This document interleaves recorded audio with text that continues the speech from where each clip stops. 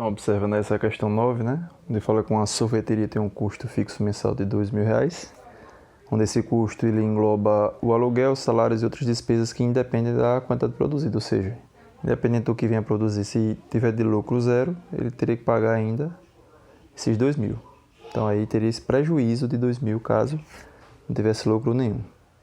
Só que aí a questão fala assim, né? Sabendo-se que o custo de fabricação de cada sorvete é 2,50, ou seja, quando eu fabrico um sorvete eu gasto 2,50. Então eu tenho que vendê-lo um pouco mais caro, né? Um valor mais alto para poder tirar algum lucro. E aí onde é que está aqui, né? Na questão, a gente vende esse sorvete por R$ 5 para que a gente tire esse gasto, né? Esse custo de 2,50. E aí a pergunta é quantos sorvetes no mínimo a gente deve vender mensalmente para que não haja prejuízo. Então, lógico que vai tudo girar em uma quantidade que a gente não sabe quanto é. A gente tem que calcular. Então, se eu pegar o custo que eu vendo cada sorvete, que é 5, multiplicar por uma quantidade que eu tenho que ter, no mínimo, para não ter prejuízo. Aí dessa quantidade eu tenho que tirar o quê? O valor que eu tenho de custo para cada sorvete.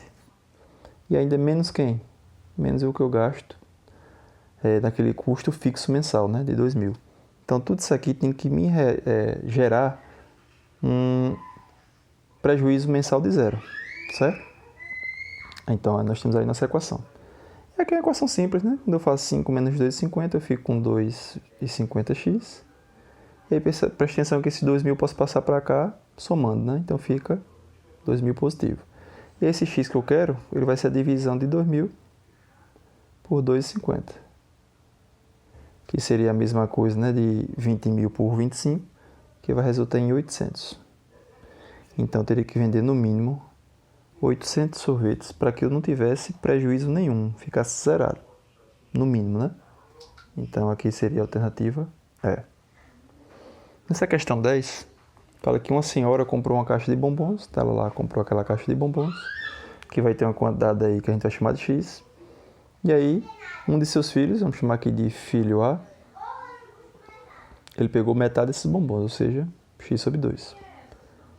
Porém, mais tarde, o outro filho, vou chamar aqui de filho B, ele pegou metade. Então, metade do quê? Do que sobrou. Se um filho pegou metade, aqui dentro ficou metade. O outro filho B, ele pegou metade do que sobrou. Então, eu tenho que fazer a metade da metade. Vai ficar, no caso, a quarta parte, né? Então, um filho pegou a quarta parte e sobrou na caixa, aqui dentro, ó, a quarta parte. Só que aí o problema fala assim, né? Restaram 10 bombons. Então, está querendo dizer que a quarta parte do que sobrou é igual a esses 10 bombons. E aí é uma matemática bem básica aqui, né? Faço o meio pelos extremos, ó. X vezes 1 dá x. E 4 vezes 10 dá 40. Ou seja, dentro dessa caixa havia 40 bombons. Agora veja que a conta bate certinho, ó, porque ó, se na caixa aqui tem 40, aí um filho pegou metade disso, né? Ou seja, 20. Então quer dizer que aqui dentro não tem mais 40, tem 20. O outro filho pegou metade do que sobrou, ou seja, qual é a metade de 20? 10. Sobrou quanto na caixa agora? Não mais 10, né? Sobrou 10.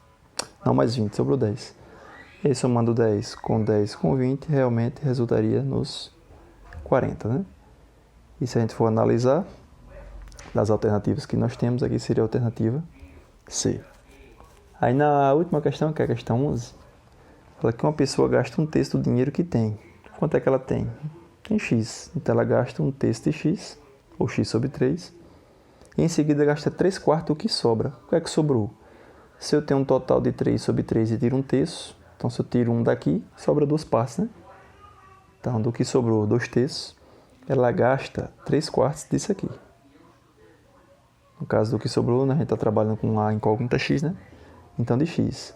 E ainda lhe sobrou R$ 12. Então se eu somar o que ela gastou, né, inicialmente, e depois do que sobrou, ainda ficou 12, isso aqui vai dar o que ela tinha inicialmente, que era um valor que a gente vai ter que calcular.